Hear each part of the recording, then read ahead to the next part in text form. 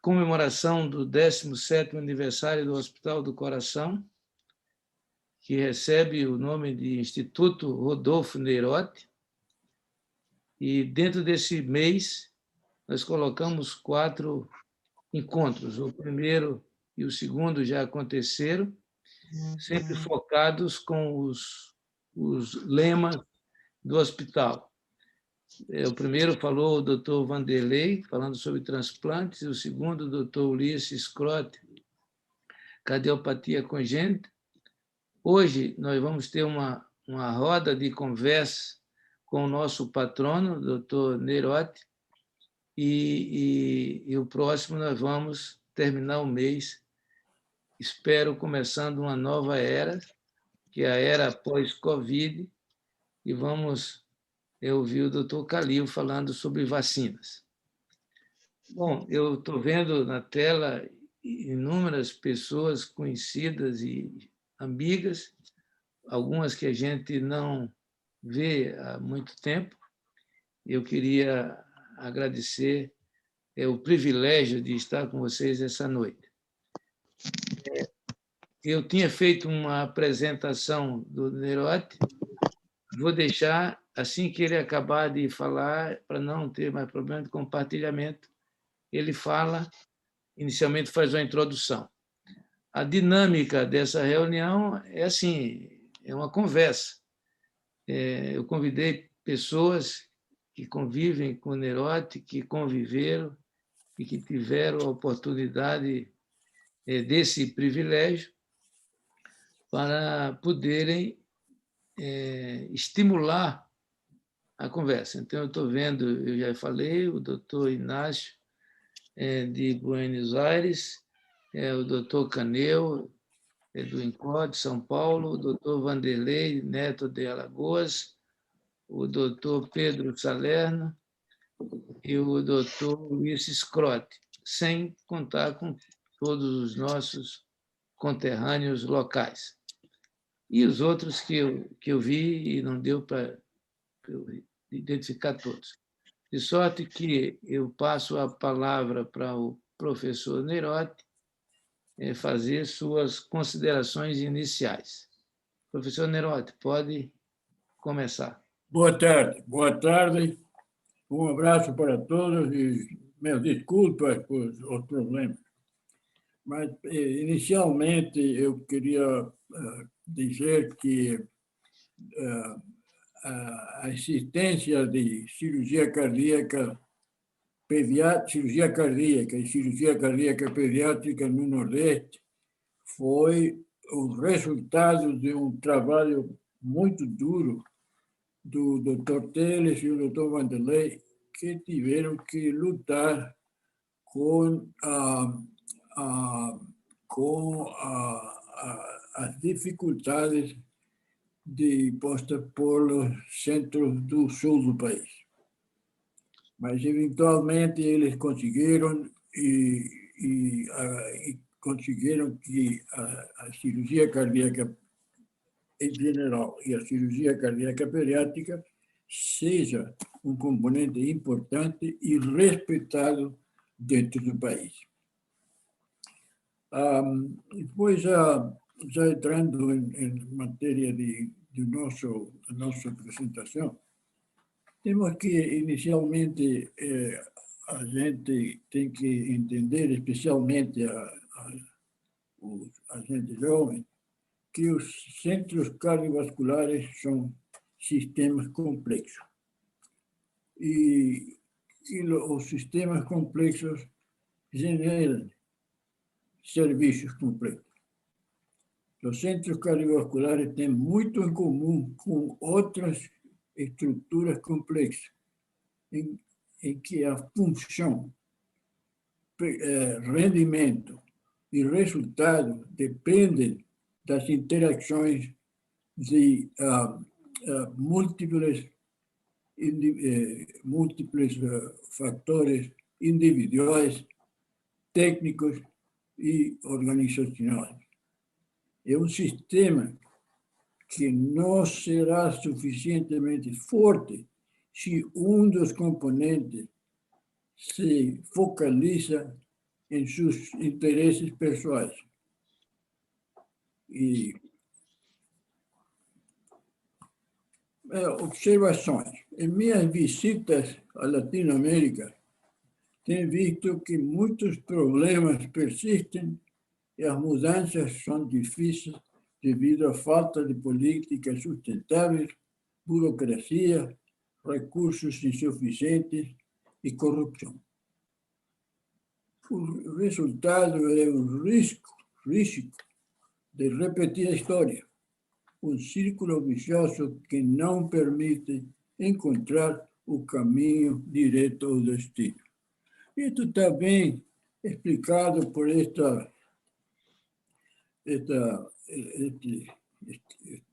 slide, em que é a repetição da história, que é um círculo vicioso que eventualmente falha para formar um caminho direto ao destino. E este está basado em um filme de las horas finales de Walter Benjamin, que era um judeu que tentou escapar da Alemanha caminhando hacia a Espanha. E quando chegou às montanhas, a neve e o frio, ele viu que não dava a possibilidade de continuar e voltou. Depois temos que ter em conta as diferentes atitudes, motivação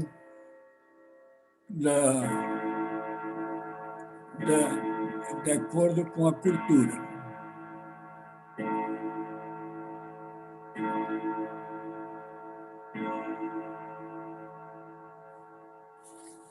Assim, vemos que a cultura, trabalho e perguntas e respostas são importantes. A lógica japonesa, se alguém pode fazer isso, significa que eu também posso fazer. Se ninguém pode fazer isso, significa que eu devo ser o primeiro em fazer. A lógica latina, mais simples. Se alguém pode fazer isso, deixa ele fazer. Se ninguém pode fazê-lo, por que tenho que fazer isso? Isso explica muitos dos problemas que temos nesta parte do mundo. E como este encontro vai estar baseado em perguntas e respostas, eu queria destacar a importância de fazer perguntas. Porque quando iniciamos uma grande iniciativa, devemos ter uma estratégia. As perguntas abrem linhas de comunicação, nos dão informações, facilitam a análise e o diagnóstico da situação, permitem que você proponha suas próprias ideias, ajudam a compreender as prioridades dos outros, estimulam a motivação para aprender e a investigação científica e a aplicação acontecem, em parte, por meio de perguntas e respostas. Eu tenho suas perguntas úteis. As perguntas motivam a criatividade. E isto começou há muito tempo com um poeta e escritor inglês, Rudyard Kipling, que diz: eu mantenho 6 servidores honestos. Eles me ensinaram tudo o que sei. Seus nomes são por quê, como, o que, quando, onde e quem. Um exercício de equipe usado como método de análise de problemas, baseado em um poema, como já anticipei, do escritor inglês Rudyard Kipling, para garantizar que todos os aspectos foram cobertos.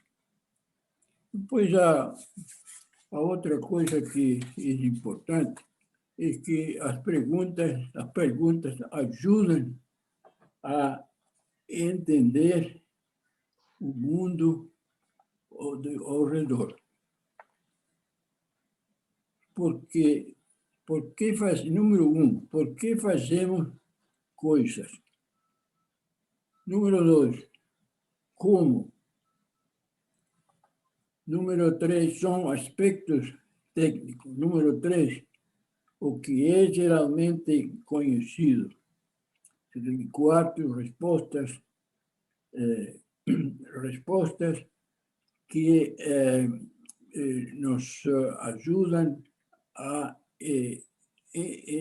entender, a melhorar a qualidade das coisas que fazemos. Além disso, observações combinadas com curiosidade e perguntas nos ajudam a saber por que fazemos as coisas. Em medicina, fazer as coisas sem saber por quê é perigoso. Muitas das coisas que os médicos e enfermeiras fazem simplesmente porque essa é a maneira que nós temos feito. Ainda assim, eles não sabem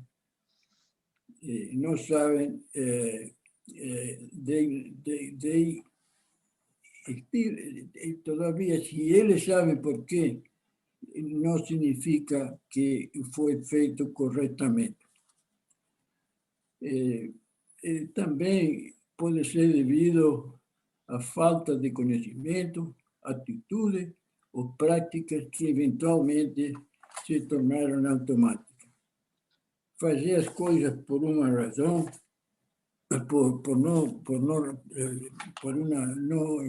fazer as coisas sem razão, ignorando o why, porque podem involuntariamente danar instituições e os pacientes. E a última é a importância da comparação para cima, porque nós temos com frequência, a tendência a sobreestimar aonde nós estamos, em contraste com outros. Comparando com outros, não é ruim, se a pseudo-matemática ou o fraude é evitável. A comparação para cima pode diminuir nosso sucesso. Nós somos mais os melhores, mas pode ajudar-nos para aprender. Aunque olhando ao redor pode ser punitivo, é melhor mirar um jogo com bons jogadores e melhorar o nosso resultado, que mirar os piores e sentir superior. Muito obrigado. E agora passamos a um momento mais difícil, que é responder às perguntas da plateia. Ok. Professor Nerotti, em 7 slides, você superou toda a demora do processo. Com as mensagens trazidas neles, você já pagou o tempo de espera. Bom, eu vou fazer o inverso. Eu agora vou compartilhar a tela aqui com vocês. Yo tengo una pregunta para el doctor Nairotti, si es posible. Sim. Inácio, aguarde um pouquinho, eu vou fazer uma apresentação. Está bien, perdón. Okay. Capaz que me desconecto un segundo y vuelvo a entrar después. Ok. Bom, aqui, vocês estão vendo a minha tela, não? Não. Quem? Eu? Sim. Eu estou vendo a sua bela cara. Não, não é a minha bela cara, não. O slide não, doutor Teles. Não, deixa eu... Não. Agora sim. Vou compartilhar aqui. Espera aí. Compartilhar.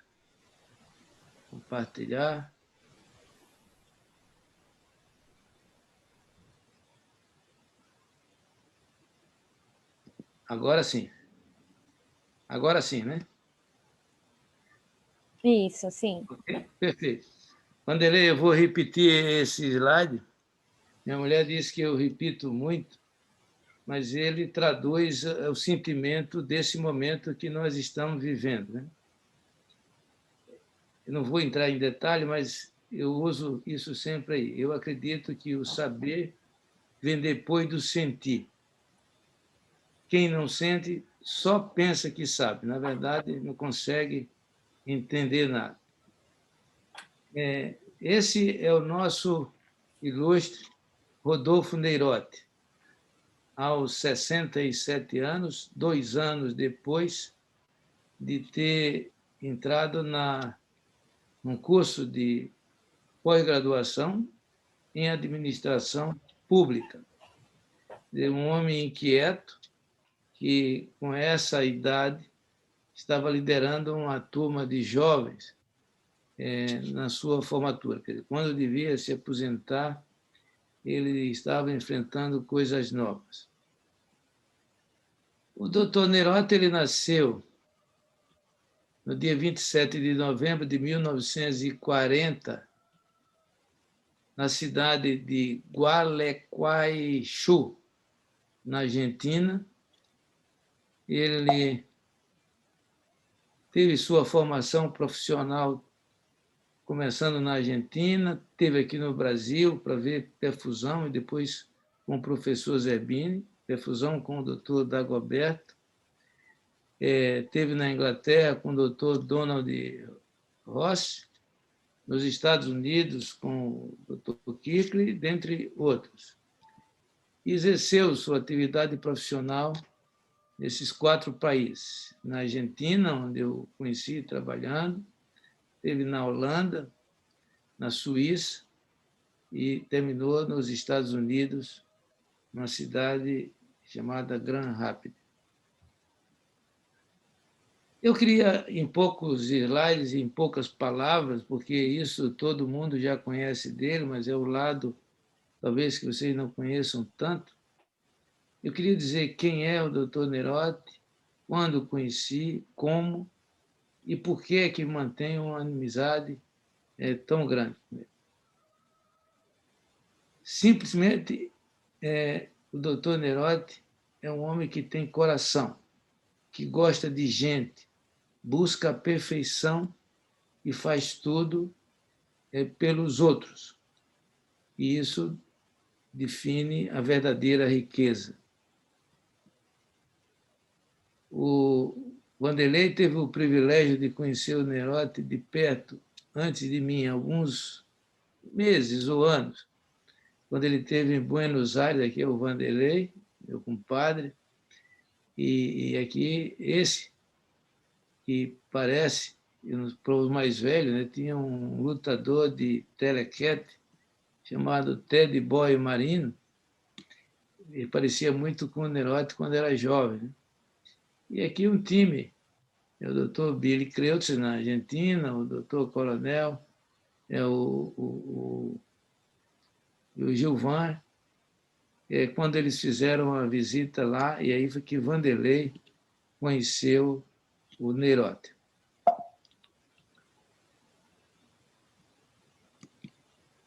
Na verdade, eu tive a oportunidade de me aproximar do Neirotti alguns anos depois, eu conheci à distância, em 1984, quando nós tivemos, num curso patrocinado pelo doutor Carlos Moraes, que era um curso de cardiopatia congênita, e aí o Neirotti fez uma apresentação onde ele mostrou os resultados na Argentina. E isso foi realmente o que me atraiu para visitá-lo. Eu estava querendo começar um serviço de cirurgia cardíaca aqui, pediátrica, começando a me aprofundar nas cardiopatias mais complexas, e naquela época a gente falava muito em baixo peso. Então, o objetivo da minha visita, acertada com o Dr. Neirotti, foi para ter um modelo de estruturação de um serviço de cirurgia cardíaca pediátrica.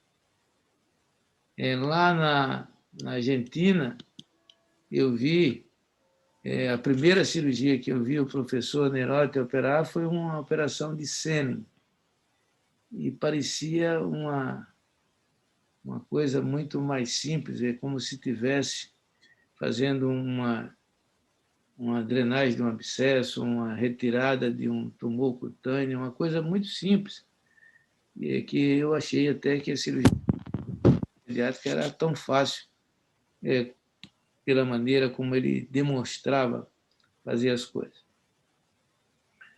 Aprendi e procurei imitar, mas algum tempo depois, aqui já no Brasil, aqui no Instituto, ele achava que eu estava fazendo simples demais. E aí cita a referência, esta referência importante, que chama a medida certa, né? Tudo deve ser feito de forma tão simples quanto possível, mas não tão simples, ou mais simples do que isso. O Neirotti começou a fazer coisas mais modernas, incorporou a tecnologia de monitorização, de extracorpórea e de tudo. A partir dessa visita, nós estabelecemos uma relação de companheirismo e de cooperação, de modo que o Neirotti vinha aqui no Brasil todo ano e passava uma semana no hospital de cirurgia. Ele operava, a gente separava os casos, e aqui mostrando como ele sempre deu assistência aos pacientes, aos colegas, realmente ele ensinava. Nessa época, eu aprendi, depois de uma ligeira discussão, que eu trabalhava muito e produzia pouco. Então, nessa época, nós cunhamos esta equação, que anda pregada na nossa sala, e mais do que isso, ela é embutida nas nossas consciências. Produção é trabalho vezes inteligência. Nós precisamos produzir mais, trabalhando menos, usando a inteligência, que representa, na nossa vida de trabalho, um planejamento correto, compromisso, união, perseverança e humanismo.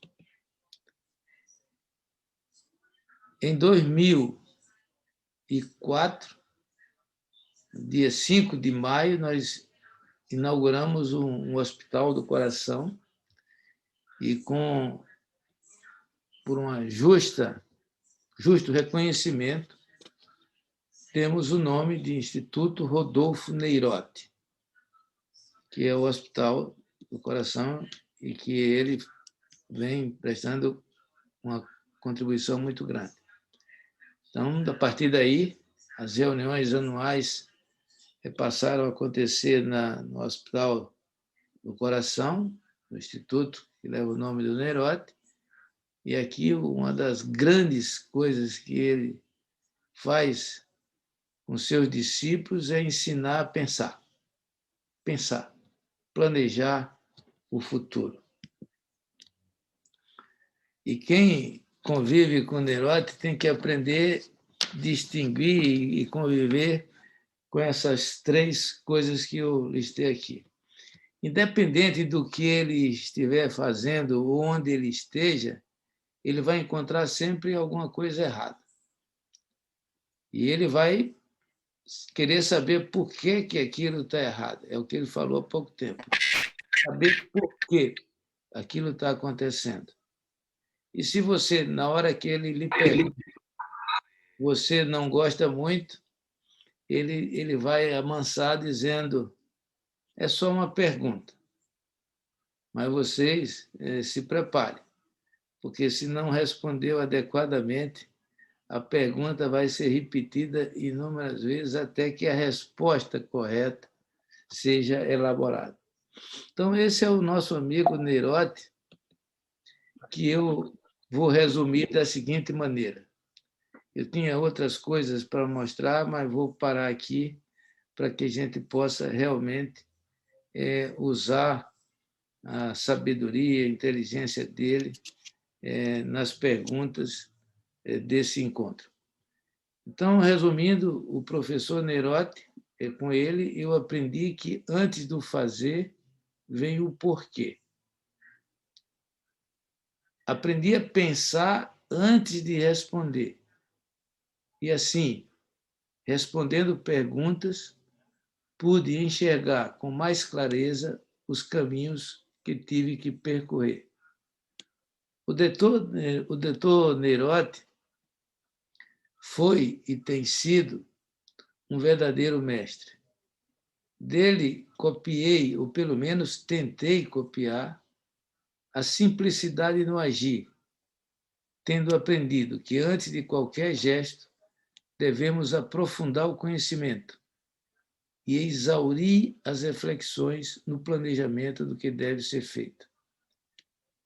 Pelo que ele representa, ele tornou-se nosso patrono e fortalece com seu nome e ações a marca do Hospital do Coração, acrescentando-lhe a nobreza do seu sobrenome, Instituto Rodolfo Neyrotti, que aqui está no dia de hoje. Eu teria, como disse, algumas coisas mais para falar sobre o Neyrotti, mas acredito que vai ser melhor a gente ouvir dele próprio. Vou desconectar aqui para que a gente possa continuar. Cadê? Descompartilhar. Interrompeu o compartilhamento. Perfeito. Bom, então, a partir de agora, nós vamos entrar na verdadeira roda de conversa. Quem quiser se habilitar para a primeira pergunta, já pode fazer. Eu já vou passar a palavra para o doutor Inácio Berra, de Buenos Aires. Vanderlei, no segundo, eu vou colocando, Catarina vai me ajudando a inscrever, Marcos. Doutor Inácio, por favor. Inácio. Doutor Inácio. Uma saidinha, né? Eu acho que ele deve ter dado uma saidinha. Vanderlei, vai ser o segundo. Inácio, Bom, Vanderlei. Eu acho que esse mês, que é o mês de aniversário do hospital, né? E hoje o homenageado deve ser o Neyrotti, né? Vou falar um pouco dele, né? Da importância dele na cirurgia cardíaca da América Latina, né? E também do mundo, né? Porque ele foi bem maior. Eu conheci o Neyrotti, acho que em 1974. Seis. 76. 74, quando ele vinha aqui os congressos brasileiro de cardiologia, Perfeito. eram muito bons, e vinham os argentinos, e me chamou a atenção os resultados da cirurgia cardiopediátrica da Argentina, que eram diferentes dos nossos aqui. Eu tenho uma dificuldade muito grande. E logo depois chegou o professor Milton Meyer, que chegou de Chicago, e trouxe com ele os oxigenadores descartáveis, né, da Bentley. Né? E isso gerou uma enorme dificuldade para a gente que trabalhava com ele, que ia cuidar, como o Teres fala, dos meninos de baixo peso, né? E de baixa idade. E então eu sugeri, e o Dr. Milton aceitou, né, que eu fosse aprender a pós-operatória. Eu sugeri que fosse para o Hospital de Ninho, lá de Buenos Aires, em 76. E aí foi onde eu conheci o Neirotti, né? Eu conheci o Neirotti, nós passamos acho que um mês lá, né? Ele me mandou o programa anteriormente, né? E afortunadamente, o Neirotti tinha chegado de um périplo pelo professor Kirkland e pelo professor Bart Boys, né? Que tem ainda hoje o livro-texto mais importante da cirurgia cardíaca era deles. E lá ele compartilhou com a gente, comigo e com o Gilvan, essas rotinas que a gente chamava hoje a gente chama de protocolo, né? Que ajudaram muito o Dr. Milton a operar, por exemplo, a primeira atresia tricúspide, o primeiro Fontan, que saiu com sobrevida. Né? Depois o Neirotti, com essa amizade que a gente fez lá, trabalhava dura a semana inteira, mas no fim de semana ia comer um bife de chouriço, né? Com um vinho Dom Valentim, rosé, que era o que a gente podia comprar, e o Neirotti então, passou a fazer parte das nossas vidas aqui. A gente acompanhou ele nessa ida para fora, para a Europa, e visitando ele na América, e ele é um homem muito dedicado, né? Rígido nas suas convicções, às vezes inabalável, né? E focado naquilo que ele faz. Então, o Neirotti, como o Teres falou, ele operou aqui em Maceió. Quando eu estava no Rio, sugerido, o Dr. Milton chamou, ele operou conosco lá no Rio e nunca perdeu, né, esse elo, né, que eu considero ele como se fosse um irmão, a gente considera. Né? Então, o Neirotti, até hoje, é o nosso talismã. Né? Não é fácil você dar nome a uma instituição. Né? Nem Dr. Zerbino conseguiu isso, né, numa instituição, e uma instituição como essa de Aracaju, que tem uma história de uma contribuição importante aqui para a cardiologia brasileira e principalmente aqui regional. Então, eu me sinto muito feliz, né, de ter o Neirotti como uma pessoa que me estimula, me critica, né? Mas as críticas dele são essas perguntas incômodas, né, que levam a gente a buscar a solução para aquilo que aparentemente não tem, ou o comodismo da gente deixava que a gente levasse aquilo, como o Teres falou naquela citação do Einstein, né, mais simples do que deveria ser. Então, Neirotti, você é um dos nossos, né, e esperamos que nos próximos 30, 40 anos a gente possa, quando o Covid permitir, a gente voltar a se reunir em Aracaju, que é um lugar muito aprazível para se encontrar, ou em qualquer lugar do mundo, para a gente conversar sempre sobre essa mania nossa, né, que é a cardiologia, cirurgia cardíaca pediátrica, que é o seu xodó, você se dedicou exclusivamente, mas eu e o Teles, a gente tem também uma grande vocação para isso, né? Uma grande vontade disso. Então, muito obrigado pela amizade, né? E por compartilhar das nossas vidas, né? Por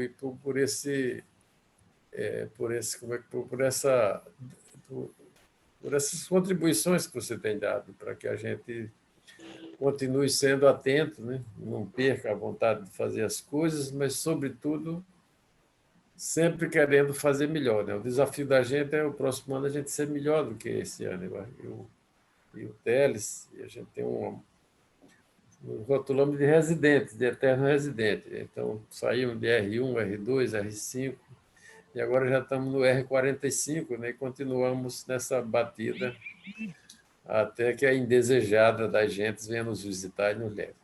Então, um abraço grande, Neirote, e Deus te abençoe. Bom, antes de eu passar a palavra para Marcos, o seguinte, eu vou alternar. Catarina anotou algumas perguntas, inclusive eu queria dar duas explicações.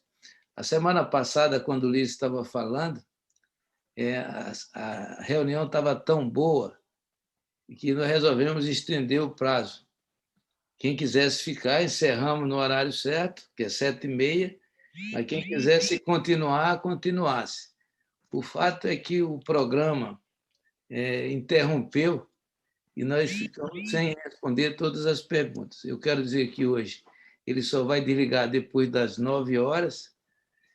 Quem quiser sair, pode sair, não vai constranger ninguém, mas quem quiser ficar, nós vamos ficar até responder todas as perguntas. É a roda de conversa. Enquanto o Neirote conseguir responder, nós vamos estar com ele aqui. Então, Catarina, aquela pergunta que ficou aí, você pode fazer para o Neirote e para o Ulisses. Para o doutor Ulisses, isso. Então, pessoal, mais uma vez, boa noite. Doutora Ana Paula, ela disse, inclusive, que tinha conversado com o doutor Ulisses sobre essa pergunta, mas como foi de tamanha importância para todos nós, né, nós gostaríamos de ouvir essa resposta aqui todos juntos, e claro que vindo deles dois, né, para a gente poder se construir mais ainda com isso. E ela tinha perguntado justamente quais as estratégias empregadas para envolver o grupo, esse trabalho em grupo que é feito pela equipe multiprofissional, né? Qual era a estratégia que é utilizada para envolver mais o time, a equipe, né? E é a primeira pergunta que a gente lança para vocês nessa noite. Então, quem vai começar? O Neirote? Posso falar? Pode, sim. Bom, boa noite para todos. Eu gostaria de inicialmente agradecer muito a oportunidade de estar aqui com vocês. É um privilégio, né, poder... Aqui eu estou vendo o professor Neirote, eu conheci em 2008, bem mais recente, já sou da recente era, mas ele teve uma importância muito grande na minha vida e na vida de todas as pessoas da minha equipe, porque ele esteve aqui com a Fundação Children's Heart Link, onde ele estava analisando vários serviços, e depois, no fim, a gente teve a oportunidade de firmar essa parceria em 2009, e foi graças a ele que optou por vir aqui, porque conhecia o Dr. Braille, porque viu o nome da gente naquele livro, e foi conversar com o Valdister, quem era o Ulisses, e ele veio, e a gente se conheceu naquele momento, e ele abriu uma porta cultural indescritível, né? Então, eu hoje atribuo muito do que a gente conseguiu formar de equipe aqui em São José do Rio Preto a essa parceria que a gente teve depois de 2009, que mudou a cabeça das pessoas, mudou a forma de pensar e vem sempre mudando através dos voluntários. E então eu quero aqui registrar o meu agradecimento, meu profundo agradecimento e reconhecimento a essa oportunidade que o Dr. Neirote nos deu. Com certeza, a gente não estaria prestando o atendimento que a gente está prestando hoje às crianças, se não tivesse tido essa oportunidade. Então, assim, eu deixo o meu respeito e gratidão ao Dr. Neirote. Com relação à pergunta que teve aí, Catarina, qual foi mesmo? Como envolver? Como envolver? Eu acho que, assim, a Ana Paula estava conversando comigo, que ela falou, como fazer com que o grupo funcione, né? Então, eu estava explicando para ela, a primeira coisa, nós não podemos chamar de grupo. Grupo é um conjunto de pessoas que estão trabalhando, têm um propósito, muitas vezes pensando mais em si próprios, como o Dr. Neirote colocou, tem um dos slides, né, que ele percebe as coisas aqui no Brasil, muitas vezes não anda em círculo, não consegue progredir, porque muitas vezes as pessoas pensam mais nelas mesmas do que no conjunto. Então, o grupo é um conjunto de pessoas que muitas vezes estão dessa forma, equipe não. Equipe é um conjunto de pessoas que estão preocupadas em um objetivo comum. Aí o objetivo comum, no nosso caso, tem que ser devolver o doente vivo para a família, na melhor condição possível. Então, a equipe tem que pensar da forma mais homogênea possível. Isso é fácil? Não, isso é dificílimo, né? Então, como fazer isso, né? Eu acho que a forma mais fundamental, pelo menos que eu vejo, é fazer com que cada pessoa da equipe entenda o seu verdadeiro papel. Então, ninguém pode ser mais importante que o outro, né? No Brasil, a gente tem muito uma cultura, tipo, é o médico, é Deus, o doutor fulano de tal, depois tem X, Y, Z, e quando chega lá na mulher que limpa o chão, na senhora que limpa o chão, ou na secretária, ela já não está valendo pouca coisa, né? Então, ela só escuta, fala assim, senhor, dá um sorriso e faz o que manda. Eu acho que a primeira coisa, então, na equipe é fazer com que cada um entenda que aquela célula é importante para o desempenho de todos. Então, se a minha secretária não funciona bem, eu não consigo operar, porque o doente não vai chegar, porque ela não chamou o doente adequadamente. Se a assistente social não tratou bem a família, aquela família vai ficar insatisfeita, né? É um conjunto, são várias engrenagens, onde cada pessoa é uma engrenagem de uma grande máquina. Então, para isso funcionar, cada um tem o seu papel. E fazer com que cada pessoa da equipe entenda o seu papel começa com uma coisa chamada respeito. Então, você tem que respeitar. Esse respeito a gente começa dizendo bom dia, boa tarde, por favor e obrigado. Então, algumas coisas que eu impus na nossa equipe é sempre isso. Bom dia, boa tarde, por favor, obrigado. Isso é muito americano, não é muito da nossa cultura, mas a gente meio que impôs isso. E uma outra coisa que a gente discute sempre nas reuniões olha, se eu não gostei do que você fez, eu vou te dizer, e você não vai levar para o lado pessoal. Eu vou te dizer, olha, esse catéter você contaminou. Outro dia estavam funcionando a artéria do paciente, funcionaram 8 vezes para tentar pegar a artéria. Enfiaram, tiraram. A semana passada, no nosso serviço. Eu gravei um áudio para a equipe, olha, nós não podemos fazer isso. Cada vez que a gente introduz o gel pela pele na artéria do paciente, nós estamos levando bactérias para dentro. Não pode, isso está equivocado. Então, aquela pessoa que fez aquilo, ela não tem que se sentir nem diminuída, nem melhor, nem pior que outros. Ela tem que entender que o fato de eu ter chamado a atenção daquela pessoa ou de outra pessoa foi em prol do melhor para o paciente e não dela. Então, essa é uma cultura que a gente trabalha constantemente, porque isso não é da nossa cultura brasileira, né? E aí que entra o diferencial daquela história de que ser brasileiro e viver no Brasil não é uma tarefa para amadores, né? Você não pode, muitas vezes, ser muito bonzinho. A minha equipe, eu converso abertamente com a minha equipe. E muitas vezes eu não sou fácil. Eu sou difícil, sou chato, sou persistente. Eu chamo atenção assim claramente, dizendo, olha, isso aqui está equivocado, isso não está adequado, isso não é bom para o doente. E depois eu faço questão de procurar aquela pessoa e conversar com ela, e naturalmente.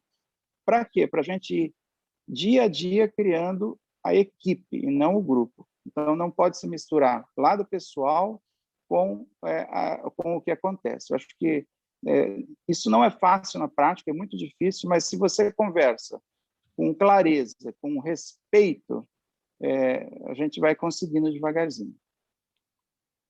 Ok, Ulisses, obrigado. Professor Nerotti, a pergunta é como envolver a equipe para você estruturar um serviço? Mas, antes de contestar a pergunta, eu gostaria porque eu não ouvi nenhuma pergunta. E as perguntas, como nós tínhamos em Harvard, cada vez que você... Falar mais perto do microfone, Teles. Mais perto do microfone. As perguntas, eu não ouvi nenhuma pergunta do Ulisses. Que em Harvard nós tínhamos, cada vez que fazia uma pergunta, e a pergunta termina com um signo de interrogação. Então, Ulisses não fez nenhuma pergunta. Agora, eu gostaria de comentar um pouco, gostaria de contestar se Ulisses tem uma pergunta, mas também gostaria de fazer algum comentário como alguém que participou na parte inicial do serviço de cirurgia cardiovascular em São José do Rio Preto. Professor, eu não fiz pergunta, professor. Eu respondi uma pergunta que a Catarina fez. Ah, desculpa. Mas eu tenho uma pergunta para o senhor depois. Sim, mas eu queria dizer uma coisa que é muito importante. Inicialmente, Ulisses, as coisas foram difíceis, porque você não tinha o apoio da instituição, que é a parte fundamental para que um programa funcione, e não houve... você tinha que trabalhar em um lugar em que tinha mistura com os adultos, até que a instituição entendeu, mudou a direção, e a instituição entendeu a necessidade de trabalhar em um ambiente pediátrico.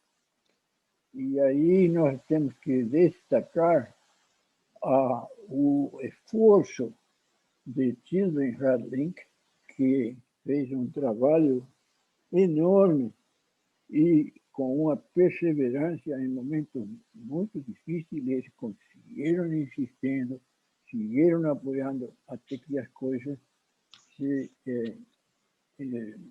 tornaram melhoradas. Então, essa é uma coisa que eu acho que nós temos que reconhecer, porque o esforço dele foi muito importante. Eu me lembro que eu fui na primeira visita uma semana depois da minha cirurgia coronária.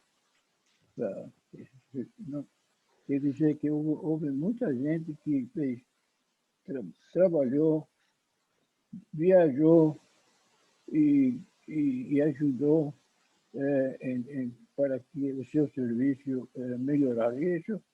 Isso é uma coisa que nós temos que destacar, porque nós não podemos esquecer a gente que nos ajuda. E eu estou feliz de que você está trabalhando bem e operando um número grande de doentes. Eu tenho uma pergunta para você. E a pergunta, você quer fazer uma pergunta primeiro? Pode, vai. Eu queria ouvir assim, a opinião do senhor. Como que a gente pode fazer, professor, para conseguir aumentar o número de doações? Porque a gente não consegue, sabe? Não é da nossa cultura. O brasileiro não faz doação, ele não acredita que ele vai doar um dinheiro e que aquele dinheiro vai ser utilizado realmente naquilo que ele está usando. Ele acha que pode ser usado para corrupção e tal. Então, a gente, no hospital hoje, a maior preocupação nossa hoje é a sustentabilidade. A gente trata doentes de SUS e de convênio. A maior parte de SUS, 80% de SUS, muito pouco convênio. Então, a gente hoje, a maior preocupação é como tornar o serviço sustentável. E uma das formas que a gente tem pensado é com doações, né? Agora, como envolver a sociedade, as pessoas nisso? Como fazer com que as pessoas acreditem que elas podem nos ajudar? Dentro da nossa cultura. Bom, a sua pergunta é muito difícil de responder, porque primeiro é que é muito difícil lidar com os panduros. Né? Tem muito panduro, não? Entendeu? Então, e depois a parte cultural, em que nos países latinos, doar dinheiro ou doar equipamento, coisas assim, é muito difícil. Eu recebia muitos equipamentos, eu mandava muitos equipamentos do exterior para os Estados Unidos, hotéis. Por quê? Porque tinha gente aí que eles trabalhando, que eles sabiam das necessidades da gente na América do Sul, juntava equipamento, máquinas de circulação extracorpórea, muitas coisas, instrumental. E agora, como modificar isso na cultura local, aí eu não sei, porque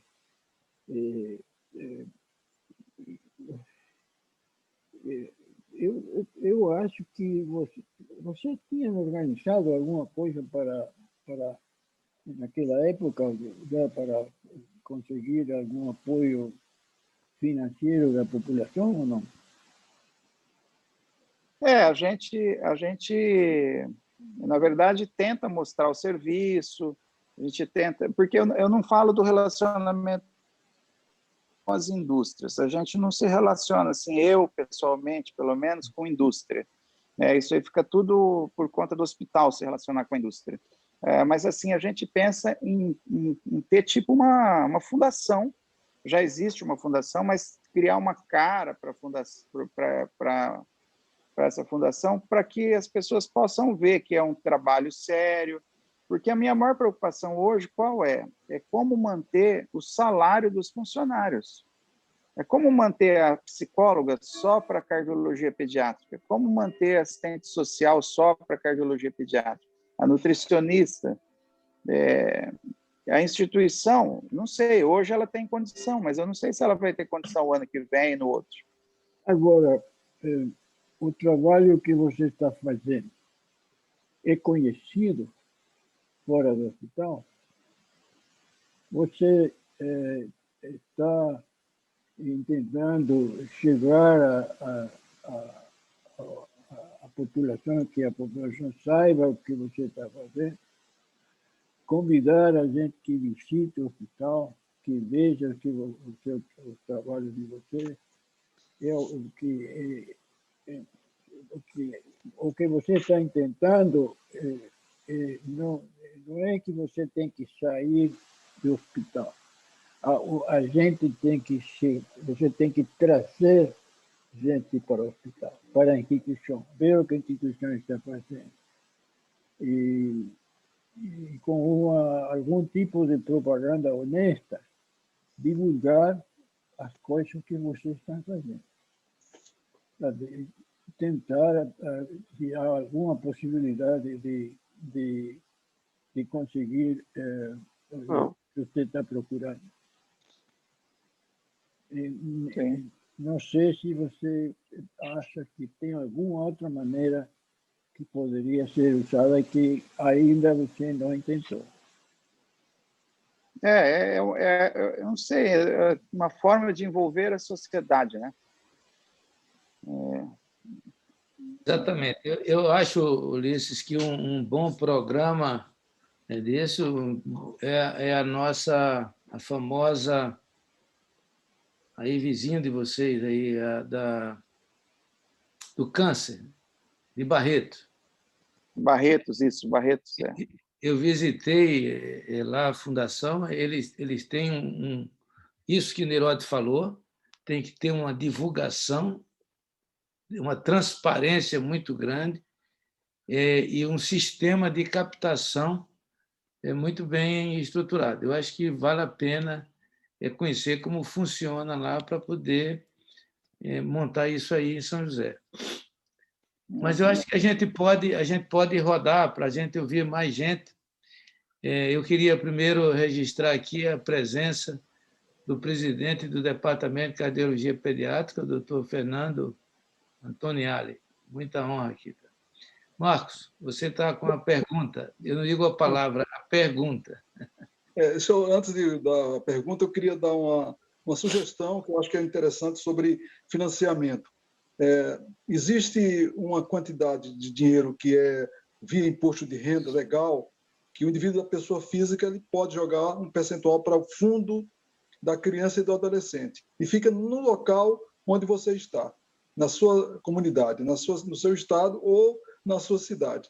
E esse recurso pode ser solicitado a esse fundo municipal e, por certo, pode ajudar alguma coisa. Outro ponto é que, com essa nova legislação, cada parlamentar tem uma quantidade de verba que pode ser usada, desde quando existe uma fundação, e isso pode ser transferido de acordo com a busca no momento certo, para que sua bancada de parlamentares da sua região possa mandar ou encaminhar ou colocar nas emendas. Isso também pode dar uma ajuda. E outras fontes, assim, eu estou usando para ajudar isso aí. Agora, eu quero primeiro parabenizar aos 17 anos do Instituto Rodolfo Neirotti. Isso é importante, é um marco aqui da nossa medicina sergipana, cabeçado pelo professor Dr. Teles. Teles já falou muito bem, e com o Vanderlei, a respeito do professor Neirotti, que todos aqui nós conhecemos, e vocês também, mas das perguntas que o doutor Neirotti nos fez, uma eu acho mais intrigante e mais difícil de responder, que é por quê? Ora, se fosse fácil, todo mundo saberia a solução. Eu vou dar um exemplo, isso serve para a medicina, mas serve também para a macrovisão política dos países. Eu quero dar um exemplo prático disso. Entre o Japão e os Estados Unidos, existe uma quantidade de plásticos e resíduos dos países desenvolvidos, e é maior do que a nossa área do estado de Sergipe. E está lá, e ninguém quer tirar. Então, por que não? Ora, parece-me que não tem interesse do mundo em limpar sua casa, onde nós vivemos, esse pequeno planeta. Segundo, por que tanta bomba jogada em cima dos outros? E isso desde a Segunda Guerra Mundial até agora, entre os palestinos e os israelenses. Mas por que não a solução parece muito difícil a resposta? Em relação à medicina, por que tantas barreiras que são criadas para que as pessoas que têm boa vontade de procurar resolver as coisas da população, as doenças, são criadas com tantas dificuldades, tantos obstáculos? Todo mundo que tem uma empresa ou um hospital ou alguma coisa assim sabe, conhece isso mais profundamente do que eu. Eu quero dizer que eu posso dividir os homens em dois tipos: os que fazem para si e os que fazem para a humanidade. Eu acho que o doutor Neirotti está nesse segundo grupo. Obrigado.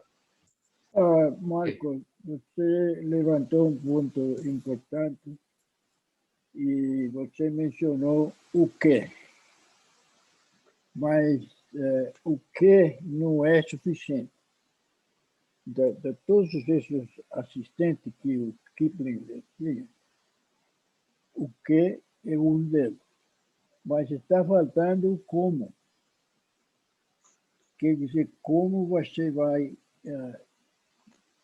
implementar, ou como você vai fazer, o que você vai fazer para que a colaboração da sociedade aconteça.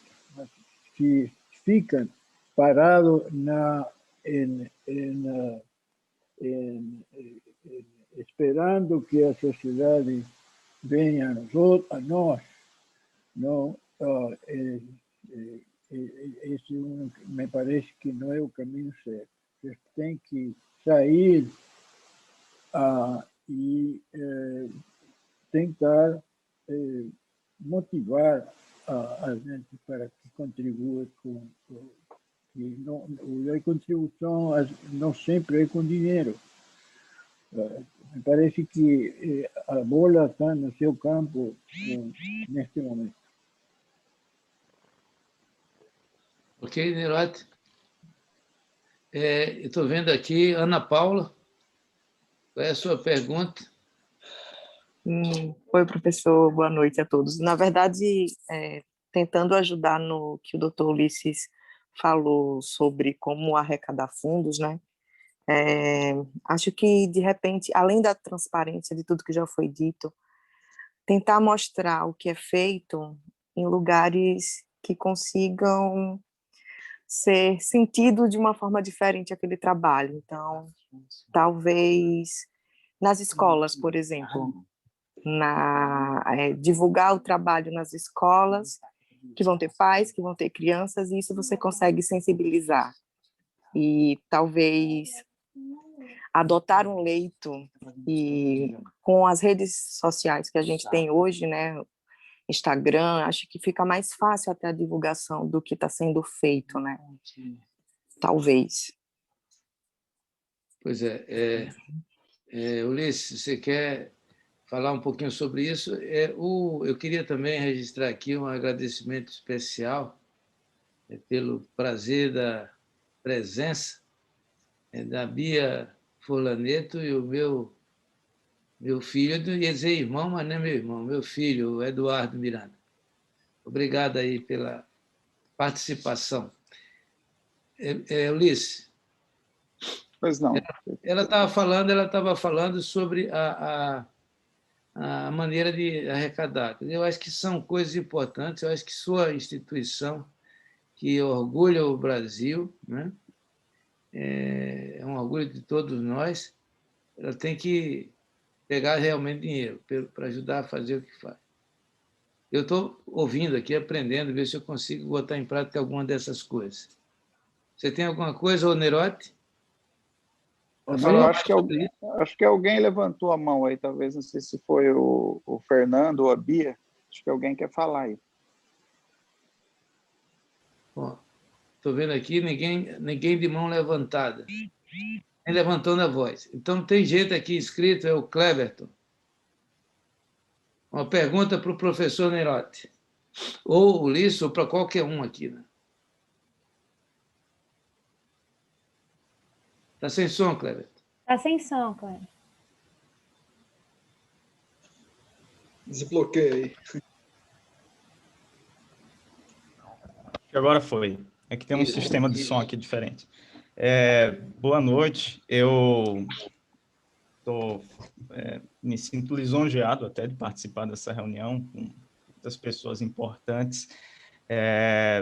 Estou achando bastante interessante. Achava que nunca que a reunião ia chegar nesse ponto prático, né, de propaganda, coleta de recursos.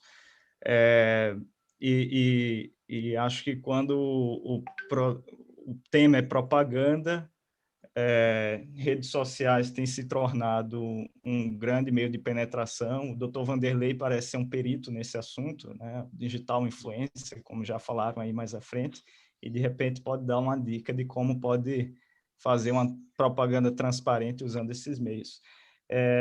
Minha pergunta era de cunho mais geral, não estava voltado para esse tema, não sei se vai fugir um pouco do assunto, que eu teria perguntar para o professor Nerote, como ele, que participa do crescimento da instituição, como ele enxerga hoje o Hospital do Coração e como ele enxerga o futuro, o que é que ele consegue ver de futuro, de perspectivas para a instituição de uma maneira geral.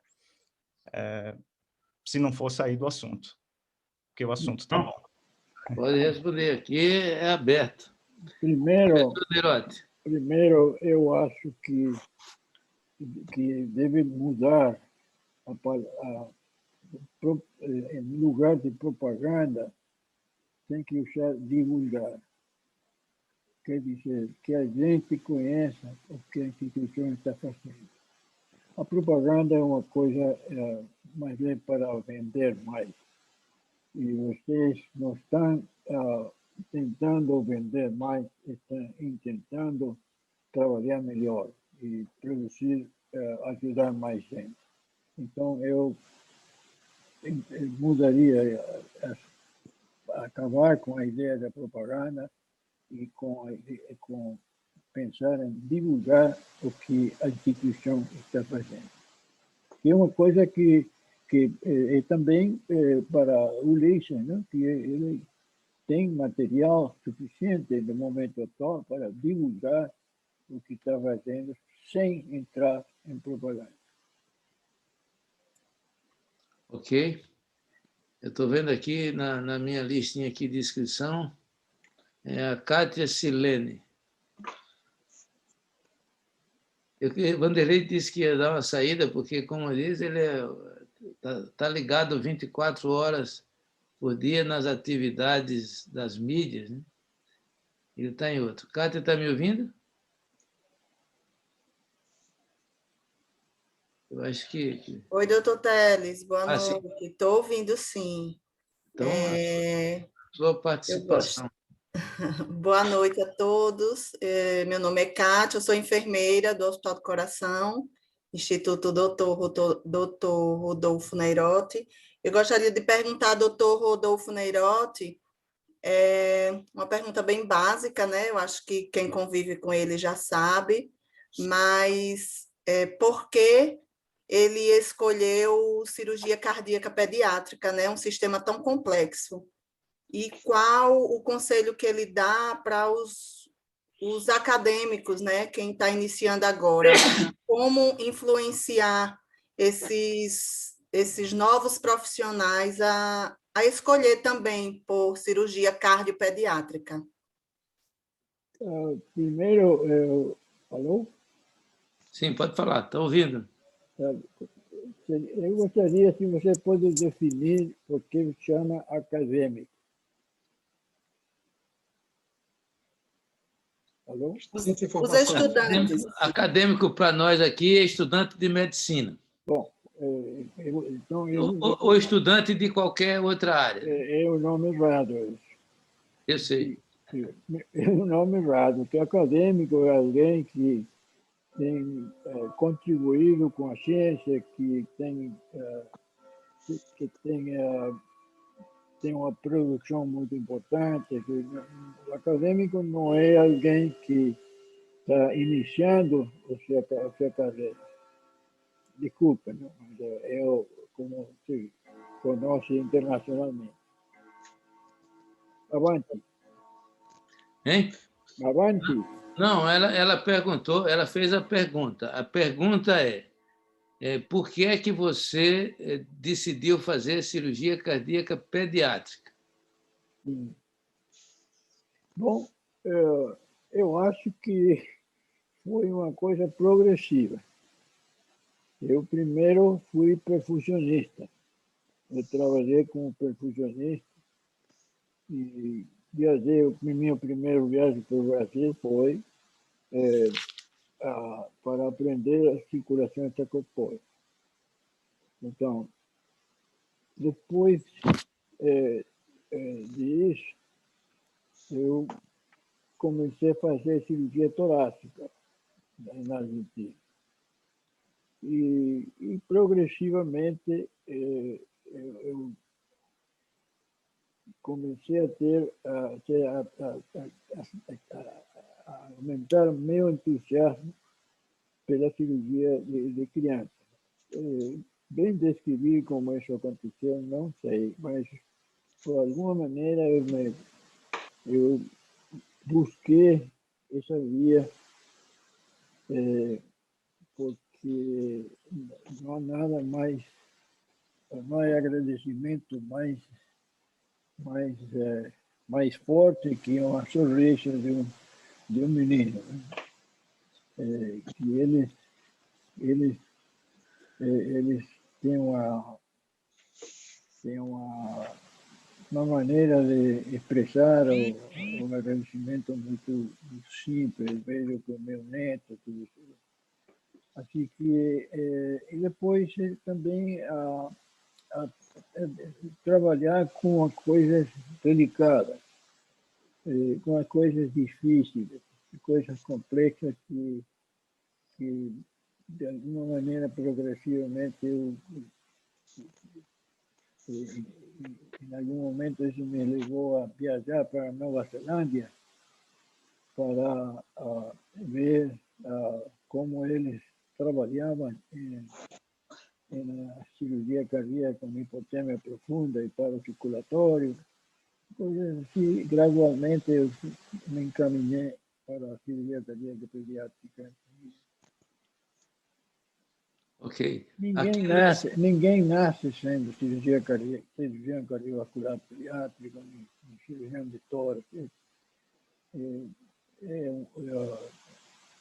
é uma coisa que gradualmente nós escolhemos de caminhos diferentes.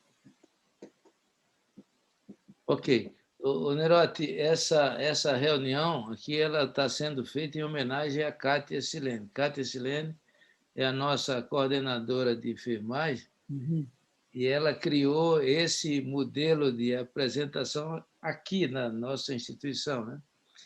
Nós temos a reunião tradicional, mas uma vez a cada mês tem uma roda de conversas em que você fala abertamente Claro. aquilo que o Ulisses colocou lá. Quer dizer, cada um fala o que pensa e ninguém leva para casa as diferenças. A bronca. Está ouvindo? Estou.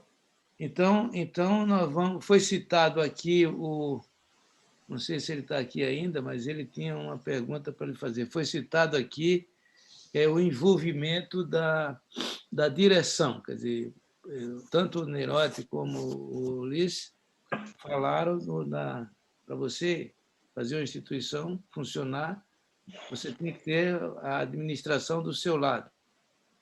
Então, eu queria chamar aqui o Neverton, que ele também tinha uma pergunta para fazer ao Nerotti. Ou Ulisses. Neverton? Boa noite. Neverton Saudade. É o administrador lá do hospital, diretor. Boa noite. Saudade imensa do Dr. Nerotti. Tudo bem, Neverton? Tudo bem. Dr. Nerotti, fala. A gente conversa muito, mas eu queria saber assim, o que é que o senhor imagina, assim, o que é que o senhor pensa, como a gente transformar, sair daquela linha do latino-americano, né? Do pensa, ele está fazendo, deixa ele fazer, para sair e irmos do pensamento japonês. Bom, você nunca vai poder pensar como um japonês. Nunca. Vejo que as culturas são tão diferentes mas você pode tentar de desenvolver uma maneira de penetrar na cultura local. Mas isso deve ser feito saindo, de alguma maneira, da instituição, conectando-se com a gente que está fora da instituição, divulgando o trabalho que a instituição está fazendo, divulgando as necessidades da instituição. Logicamente que vocês lutam com a burocracia que falta de pagamento e coisas que são, não sei, eu acho que são muito difíceis de resolver, muito difícil. O governo faz coisas e não explica por quê. E eu acho que eles nem sabem por quê. Não, eles nem sabem por quê. Ok. Catarina, me ajuda aí da sua lista de perguntas. O Inácio não está por aí? Não, eu estou procurando ele aqui, não vi. Eu acho que não retornou. Nerotti, eu acho que eu não entendi bem o que ele falou. Ele queria dizer e eu cortei. Aí ele deve ter necessidade de se ausentar e eu não deixei ele falar logo. Você vai ter que pedir desculpas a ele por isso. Mas, Catarina, segue na sua lista. Eu tenho mais uma pergunta para o Dr. Nerotti. Essa pergunta foi realmente da minha parte. Eu sou biomédica e perfusionista no Hospital do Coração e amo pesquisa, né? E eu sei que o Dr. Nerotti ele é um grande símbolo para a gente, uma grande referência do avanço científico, das pesquisas, da importância, né, da pesquisa. E eu gostaria de saber, doutor Neirotti, na sua visão, quais são as dificuldades e também quais são as vantagens que a gente pode encontrar durante essa pandemia no que diz respeito às pesquisas científicas voltadas para a saúde. Né? De uma forma resumida, o que o senhor aponta como sendo uma dificuldade durante essa pandemia para fazer pesquisa em saúde e o que seria um ponto forte que nós poderíamos utilizar para desenvolvermos mais pesquisas de saúde durante essa pandemia? Bom, o grande erro em como lidar com a pandemia foi ignorar ou minimizar o que a pandemia era. Isso aconteceu nos Estados Unidos, que o Trump passou janeiro, fevereiro, março, 3 meses, dizendo que a pandemia era uma coisa comum, que depois o Bolsonaro copiou e fez a mesma coisa no Brasil, minimizar a pandemia. E a pandemia, o resultado foi que a pandemia avançou e o número de gente que foi afetada foi enorme no mundo todo e estamos vendo ainda o resultado que não sei qual é o porcentagem de gente vacinada no Brasil, mas quanto é? 6%, 20%? Alguém sabe? 10% das duas doses. Não, 10% das duas doses não chega a 20% da primeira. Bom, você está vendo, Ulisses, que é muito pouco, né? 10%. Tem 90% de pessoas que estão expostas ao contágio, que são as que contribuem para propagar, contagiar aos outros. É um círculo vicioso muito difícil de interromper com a única tem pouco recurso. Uma é que as autoridades e a população entendam a importância da pandemia. Segundo, que as autoridades provêem os meios para lutar contra a economia. Prover um número suficiente de vacinas. E depois que o povo entenda a necessidade de colaborar. Porque se o povo continua visitando a praia, indo às boates e estando em lugares com uma multidão de pessoas, não adianta, viu? Não adianta. O vírus continua a sua avante. Né? E tem acontecido em muitos países do mundo. Perfeito. Catarina, tem mais outra pergunta das suas? Eu tenho aqui no bate-papo, doutor Teres, é doutor Fernando. Ele está direcionando uma pergunta para doutor Neirotti sobre a preocupação com as fontes de financiamento que o doutor Ulisses comentou. Como pensa a respeito do envolvimento de ONGs? Talvez possa ser uma maneira de conseguir recursos. Entendeu a pergunta, Neirotti? Tem muito claro. Claro, mas muito difícil. As fontes de financiamento são duas. O financiamento estadual e financiamento por a contribuição da sociedade. E um terceiro que é ajuda externa.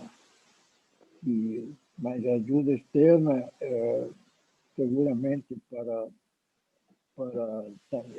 não é muito para ajuda externa para o Brasil, não sei se o Brasil tem a humildade de pedir ajuda de outros países, né? Essas são as três possibilidades, né, de financiamento. Pero o primeiro passo é entender a gravidade da situação e que as autoridades comecem por respeitar o que a ciência propõe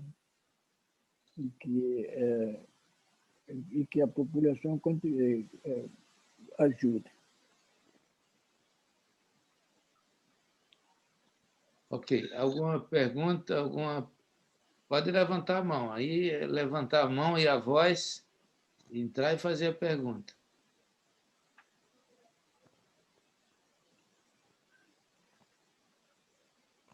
Bom, aqui eu tinha uma pergunta que mandaram aqui. Era assim, Nerotti, considerando a sua vida, o que fez, o que deixou de fazer, o que faria de novo e o que não faria na sua vida? Eu quase nunca mirei para trás, viu? Não, ainda estou pensando, cada dia que me levanto pensando o que devo fazer hoje e o que devo fazer amanhã, porque isso me mantém vivo.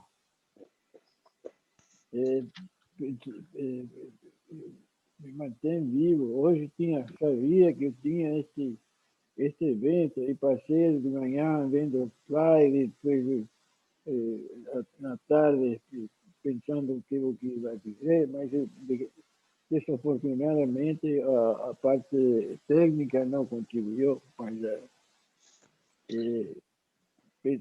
pensar no futuro, que como o Braille dizia, é aonde vou passar o resto da minha vida.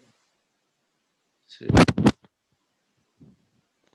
Mais algum comentário, uma pergunta? Teles. Ô, Marcos, pode falar. Não, é só um pequeno comentário. Eu também desejaria muito conhecer mais profundamente o espírito japonês. Procurei já ler algumas coisas, né? Eu li recentemente que eu falo mais ou menos 2 anos atrás, um livro de memórias do Honda, o fundador do Império Honda de carros e aviões e motos, etc. E aí a gente pode começar a entender, eu acho que o exemplo é a perseverança, o trabalho, a dedicação, o comprometimento com a sociedade.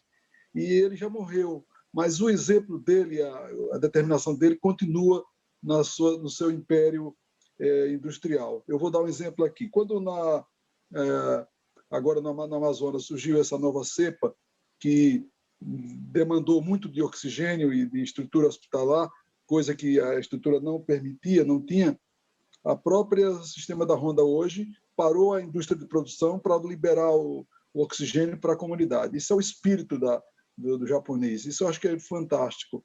E quando agora retoma, eles produziram agora, esse mês passado, 100 mil unidades, numa fábrica dentro da região amazônica. Isso é surpreendente. Isso mostra um pouquinho do espírito japonês, que eu conheço muito pouco, mas começo a admirá-los.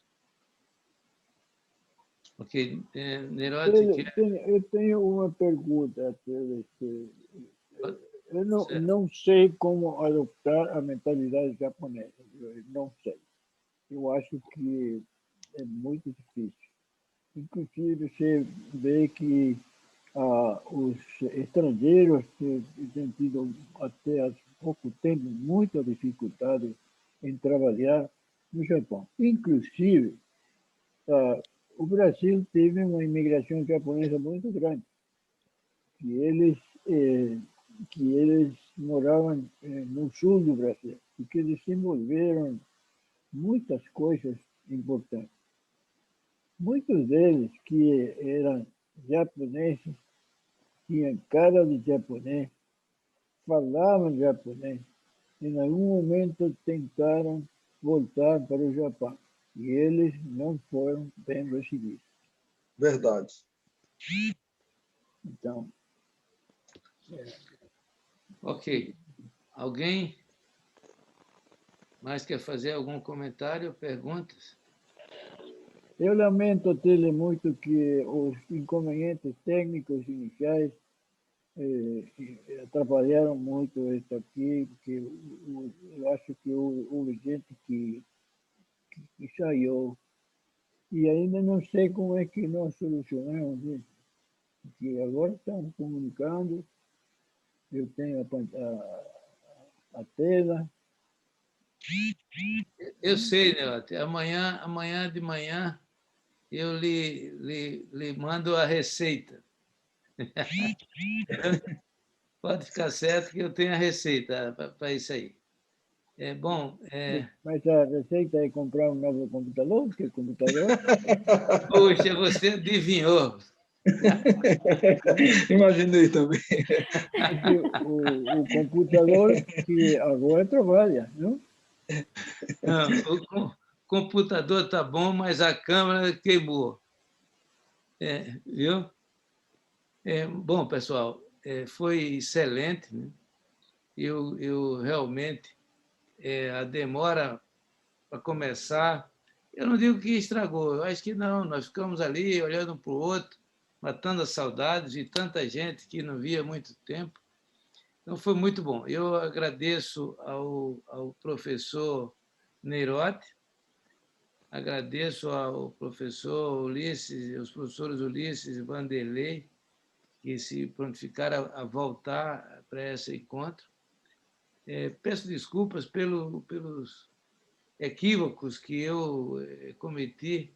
Por exemplo, cortei a palavra do doutor Inácio Berra. Eu não entendi o que ele falou, ele queria falar e não falou. Mas, de qualquer forma, nós passamos do tempo da reunião, mas com o consentimento de todos. Né? Foi uma roda de conversas entre amigos, que foi muito boa. Poderia ter sido melhor, né? A busca da perfeição a gente nunca vai parar de fazer, mas foi muito boa. O Tirone dizia que a gente tem que buscar sempre a perfeição, mas o razoável, quer dizer, o perfeito não, o bom já é aceitável. E eu acredito que todos tivemos uma noite agradável, né? Foi muito boa. Tá bom. Foi muito boa.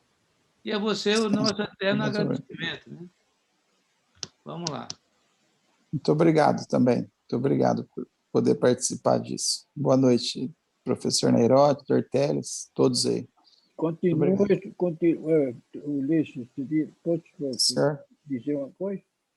Por favor, professor. Eu acho que você mostrou um número muito importante de cirurgias, né? 400 e pouco. Né? Então, eu acho que eu pessoalmente gostaria de ver que essa informação fosse expandida e colocar os resultados de acordo às patologias. Não sei se é possível, mas eu acho que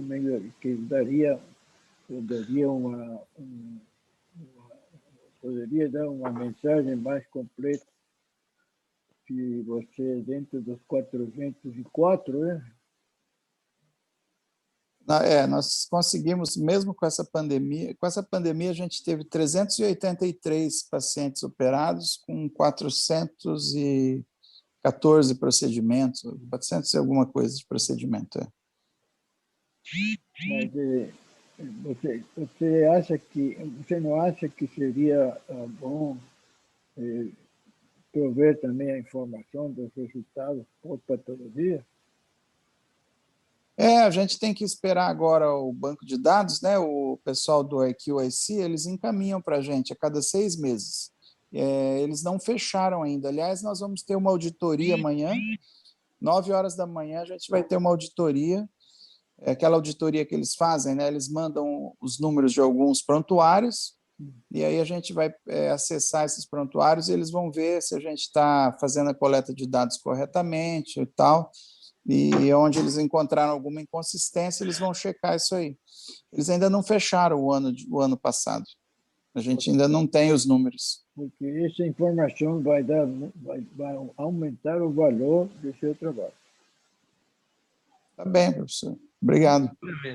Mas o Ulisses, ele já está, Nerotti, mandando os dados dele, como ele falou, para 2 bancos de dados importantes, e a divulgação que ele tem feito aqui nos nossos congressos, ele está conquistando o coração de todo mundo. É igual você lá atrás, quando mostrava os números, dizia, eu vou para lá. Então, o Ulisses já está conquistando essa opinião dos colegas. Quer dizer, o Ulisses está indo muito bem nisso. Mas exato, mas quando se você quer penetrar o ambiente internacional, então você tem que dar mais detalhes. Né? Exatamente. Eu acho que é isso que o Ulisses está fazendo e que nós ficamos só de longe olhando o que ele vai fazer para procurar imitá-lo. Tá bom. Entendeu? Bom, pessoal, então, uma boa noite para todos. Obrigado. Foi realmente um prazer poder participar dessa roda de conversa. Quanta gente saiu sem participar? Quanta gente tinha inicialmente?